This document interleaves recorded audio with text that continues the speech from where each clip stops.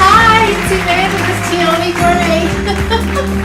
Well, that's Evangelist Tioni Anita Gray. You know, some of you call me Tioni, some of you call me Anita, and some of you call me Evangelist. And I'm just so grateful to all of you. Thank you so much for always coming to visit my page and reading my posts and making your comments.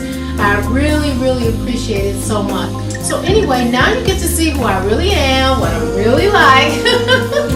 Praise the Lord. This isn't about me. This is about your salvation. So I'm just here to help you get there and to teach you a few things that I know or that I believe and I've experienced, and we'll just simply go from there. So I look forward to talking to you soon, and keep posting, keep repenting. Once in the morning, once at night, and don't forget to keep the Sabbath day holy. That is a commandment, one commandment in the Bible.